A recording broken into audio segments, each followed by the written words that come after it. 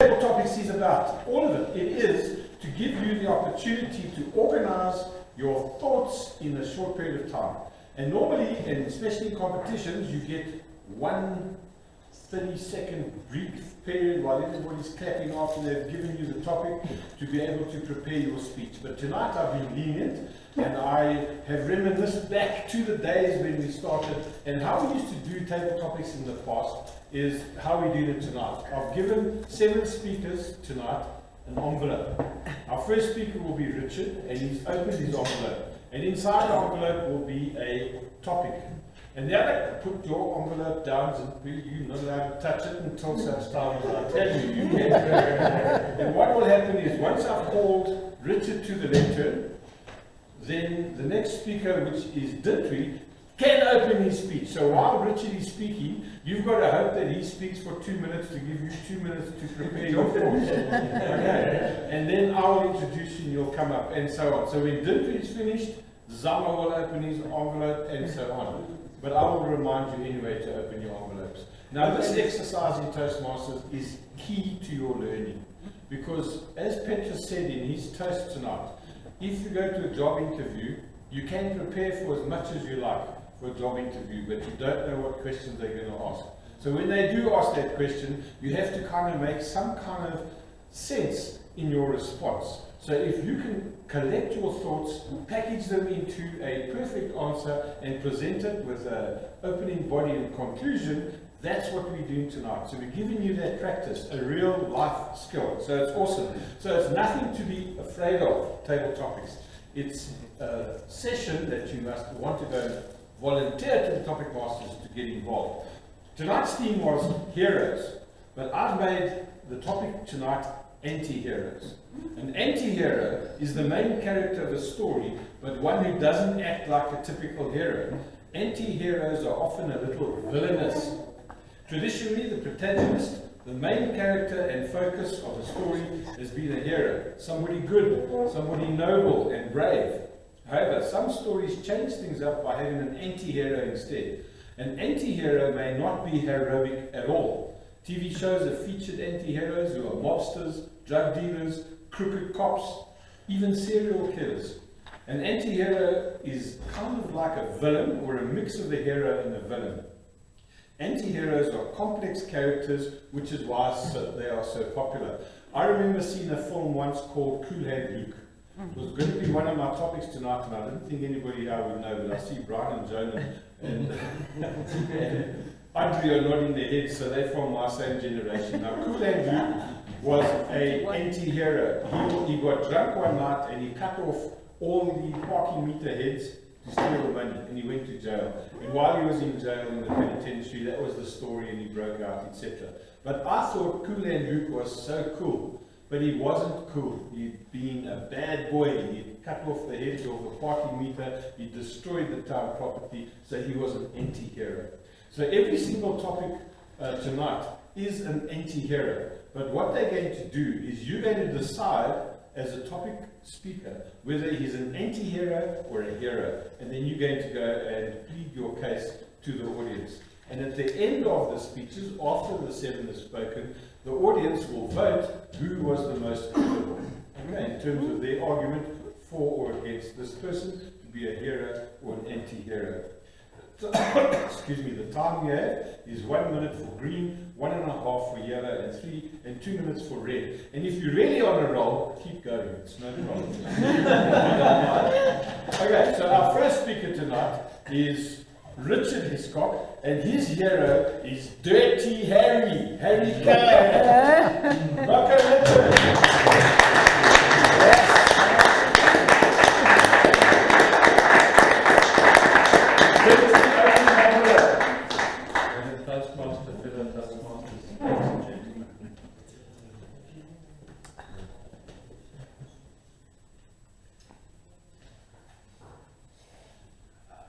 If you saw the movie, you'll all remember this. Make my day. That was the famous words of Dirty Harry. Now, Dirty Harry, the character, was in the 60s, 70s, at which time crime was rife in New York. New York was listed as the most dangerous city on earth. So Dirty Harry either was a hero or an anti-hero, because vigilantism was common and people sort of respected it at the time. Because when crime is rife, you get unusual people who sort out problems, and Dirty Harry was one of them. Whether he's a hero, anti-hero, depends on the times that we live. In dangerous times, we look for extraordinary people. Dirty Harry was an extraordinary person. Clint Eastwood portrayed the role to perfection. Anti-hero at the time now, in the year 2000 and our present time, he's probably an anti-hero. Because if you look at New York, one of the safest cities on earth. So why would you need a road cop or a vigilante? So hero or anti-hero, you make up your mind. Thank you very much.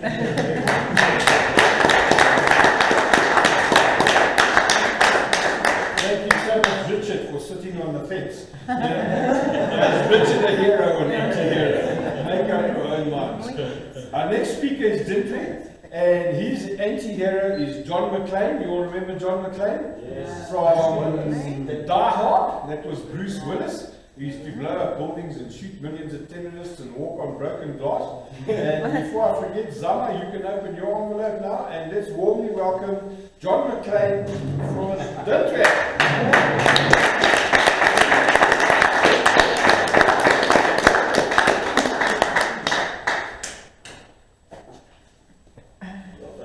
What's the club stripe? What's the club stripe? The puppet master. Fellow members. John McClane, a hero or a villain? I say a pain in the butt. I mean, criminals are trying to make a living. And every time they're trying to do something, what happens? John McClane happens. What did you do with John McClane? They tried killing him. They did all kinds of things. But they can't survive. John McClane walks on glass. He jumps from one building to the next, using all his tools. I mean, what is this guy? Is he the next Spider-Man? Superman? No, it's John McClane. He's giving the guy a hell of a time, showing them that he's got time to die very hard. And harder.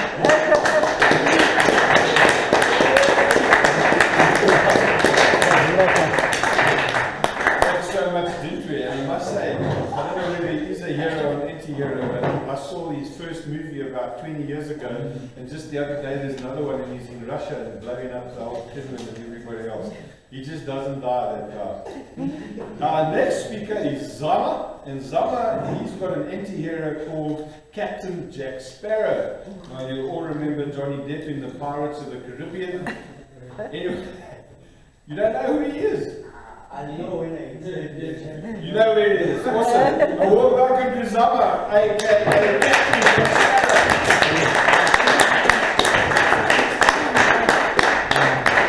And Tim, open your envelope. You got it. Zama. Mr. Table's Topics Master, ladies and gentlemen, when you talk about pirates, I get to reminisce when I was young, because when I hear the word pirates, I know that my team will get a very difficult match like they will have on Saturday. So when you start talking about the pirates in the Caribbean, it gets worse, because the setting is normally about medieval times, long time ago, and those people don't kill each other very nice. I would have preferred if they use guns. Those guys would use all sorts of weapons, get contact and kill people. And if I reminisce, if I used to live in those times, this guy wouldn't be my hero at all. Ladies and gentlemen.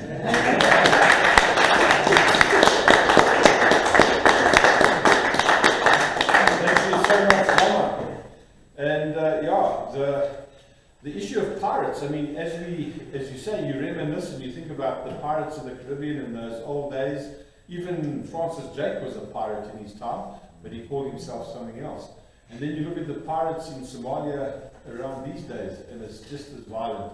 So when you romanticize and reminisce about the days of old of pirates and it wasn't fun, it wasn't good. They were bad guys, anti-heroes in my mind. Our next speaker is Tim McEnroe, and this topic was especially for Tim. He's going to talk about Dominic Toretto. You guys will all remember Vin Diesel in the Fast and the Furious. No? You don't know that? I see Joan shaking her head. But anyway, there's on about 5 now. They do put it on TV where they go and steal 6. They go and steal cars and do stuff like that. But let's hear what Tim says. And whilst Tim's on his way out, Brian Hovelmeier, please open your envelope. Warm welcome to Tim.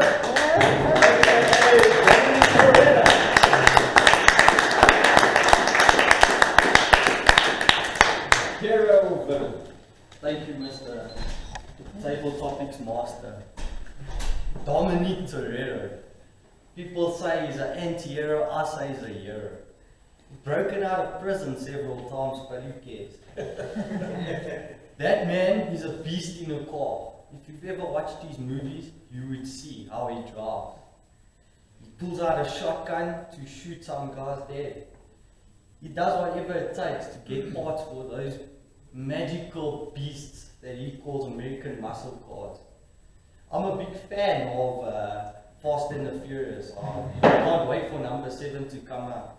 But the day I heard Paul Walker died, the first thing I thought to myself, why is Vin Diesel driving? He's kind of a wild card, you know. You can't play, you know, games with that man. You know, he's quite a big guy. He will knock you out with 5 fingers there, or 5 knuckles. He's quite a beast, you know. But yeah, I'm fascinated the way he drives. But you know, one thing that always scared me is how does he go from being the pacifier to being a criminal in a Fast and the Furious series, you know. It's quite fascinating. Number 5 was one of my favorite, when he mysteriously in the beginning of the movie gets Paul Walker, which was Brian O'Connor, to come, and they come in the cars and they push that whole bus of prisoners over, and he magically escapes. Mr. Toastmaster.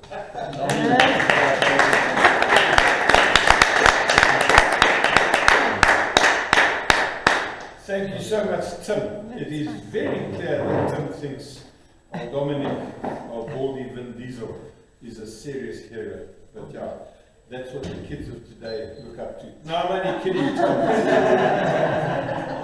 Right, our next speaker has in fact, it's very difficult to decide whether he's a hero or not a hero, but Brian Hovelmeier-Basil Basil Faulty from Faulty Towers. We all know Faulty Towers. And Theodora, you may open your envelope now and prepare for it. So with great pleasure, I'll ask you to help me welcome Basil Faulty, aka Brian Hovelmeier.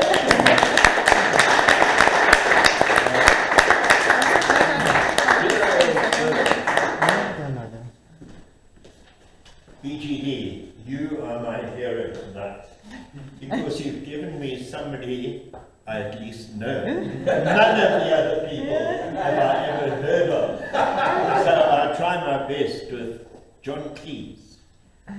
British humour is a topic on its own and very special to me, because somehow the British, with their stiff upper lips and so on, get humour across in a very subtle way, in a very special way. And so Faulty Towers is one of those series that will live forever. Here is John Cleese acting the husband owning the hotel with his wife and doing all those funny things. The wife doesn't like gambling, but he always gets a bet out on the slide. And over again, this subtle British humour comes across. So in that way, and especially with John Cleese being the actor, he really comes across as a hero. But is he a hero really? He's really just a stupid fool. Because when you analyze it, first of all, he's henpecked by his wife, the shrill voice, Basil! And then he does those stupid things, betting on horses and the horses don't come in, and one thing after another. But if I knew this beforehand, I would have had a second hero of mine besides Stephen Jones. I would make it BG for picking again the one person I can talk about. Thank you so much.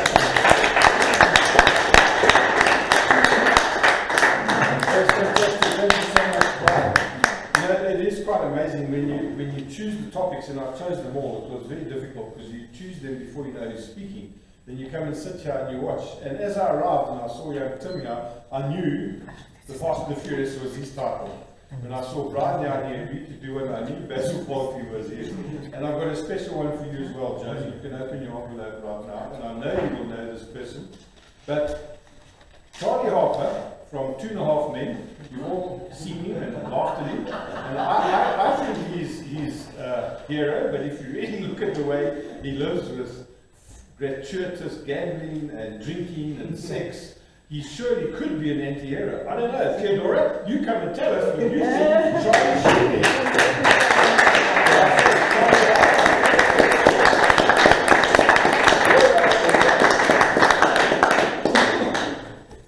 Good evening, ladies and gentlemen.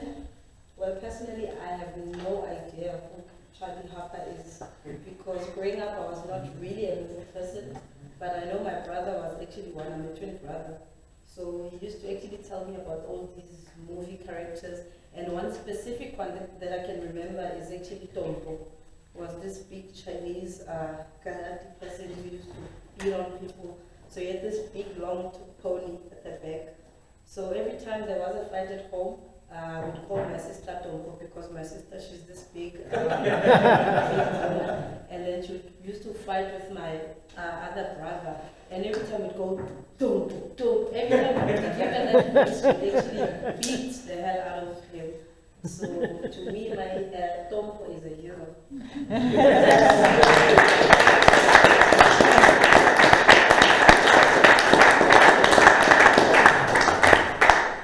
Just for the record, Charlie Harper's housekeeper was somebody called Bertha, and she could be Tombo. So anybody who's seen that will know exactly.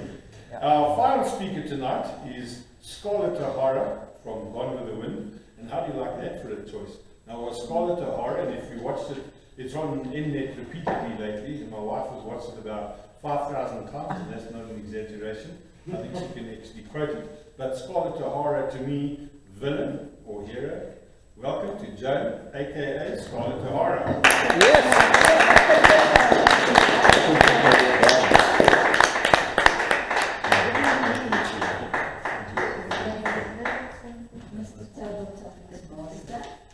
Ladies and gentlemen, Scarlet, the most beautiful woman that the South has ever seen. She was way beyond her time. She was self-centered and intelligent and had a devious mind. She always had an agenda. She always wanted something that she couldn't have. And the one person she wanted was her best friend's husband. And the thing she did to try and get him, what was his name? Ashley. Ashley. Ashley. That was Busy Howard. Yes, a really insipid creature. For some reason, she lost her heart to him and did everything she could possibly do to ensnare him. But he was a weak man. He didn't see the strong woman next to him. So he chose Melanie, the nicest person I've ever seen in a movie. And then upon the scene came Rhett Butler, a wonderful, handsome, intelligent, rich man. And did the girl go for him? Not at all. She always married somebody that wanted somebody else. her sister's fiance, anybody else around. And Red Butler liked her, he saw her spirit, and he enjoyed her company. But she didn't want to know anything about him. She went upon her devious way, stealing people's stuff, spreading lies, being horrible to every person in sight. But Red loved her. Eventually they got married, and he took her on a marvelous tour. And her heart sort of wobbled inside her. She wondered whether she shouldn't succumb to this man's charms. But in the end she didn't, and it all ended in tears. But I think she's a hero, because she was herself under all circumstances. She didn't care what other people thought of her. She danced as a widow, and it absolutely scandalized the world.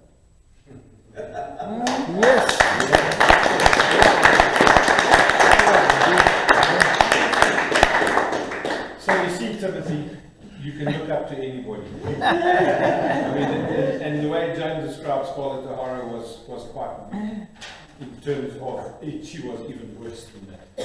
She understated it. Nevertheless, one of the famous quotes from Gone with the Wind, remember Red Butler said to her, Frankly, I don't give a damn. Absolutely right. So guys, please look for your little voting slip in front of you.